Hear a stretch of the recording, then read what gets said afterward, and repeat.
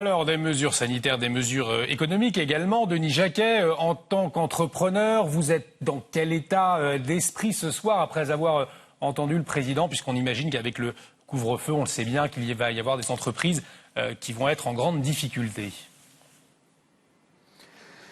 Écoutez, je vais faire un peu d'humour comme mon prédécesseur, mais on n'a pas perdu le contrôle, certes, on ne l'a jamais eu. Donc effectivement, c'est très difficile de perdre le contrôle, un contrôle qu'on n'a jamais eu.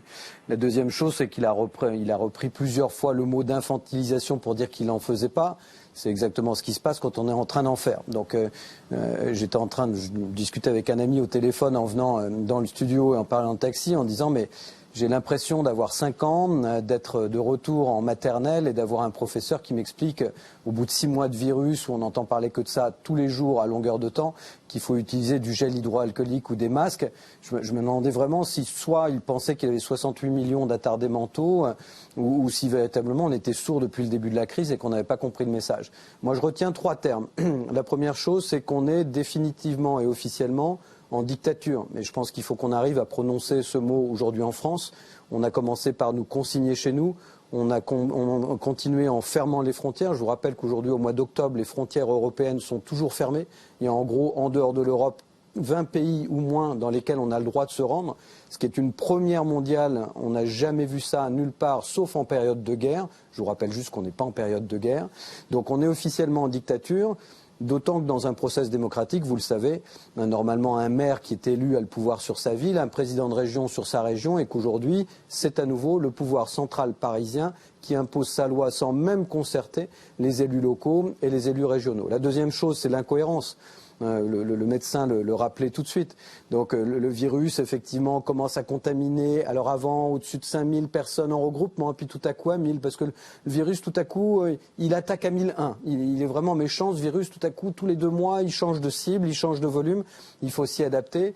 On peut s'engouffrer dans le métro avec des tonnes de personnes qui sont à côté de vous, mais on ne peut pas aller dans un bar le soir. Enfin, la cohérence est juste stupéfiante d'un point de vue intellectuel. Enfin, je veux dire, même un enfant de 5 ans a compris qu'il n'y a aucune cohérence dans ces mesures.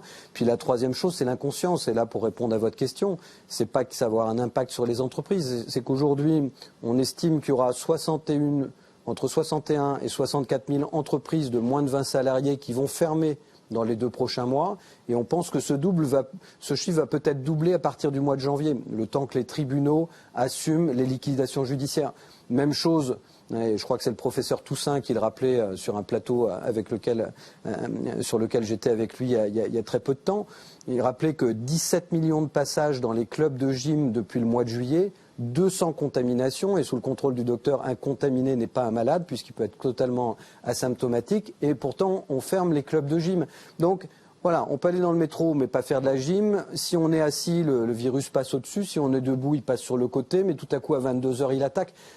C'est ridicule. Je pense qu'on est en train de vivre la gestion de crise la plus ridicule. Alors pas la plus ridicule au monde, hein, il y en a d'autres comme nous, mais je rêve aujourd'hui d'être avec mon interlocuteur brésilien d'hier qui dit voilà, on recommence à vivre, la plaisanterie a suffi, et maintenant on reprend notre vie, parce qu'aujourd'hui avec 60 morts en France, on n'a aucune raison de mettre à sac notre économie, et malheureusement, et c'est pas méchant ce que je vais dire, même si on était à 200 ou 300 morts, dans un pays où on a habituellement entre 1600 et 1800 morts par jour, ça ne change rien. Enfin, et j'arrête avec ça, relisez les statistiques de l'INSEE qui viennent de sortir, mars, avril et mai en France, il y a une diminution de la mortalité par rapport, il y a eu beaucoup plus de morts en mars 2018 qu'en mars 2020, et en ce qui concerne avril et mai, il y a eu plus de morts de 0,4% et uniquement sur les plus de 84 ans. Donc on est en train de mettre à sac notre économie pour un nombre extrêmement limité, et je le dis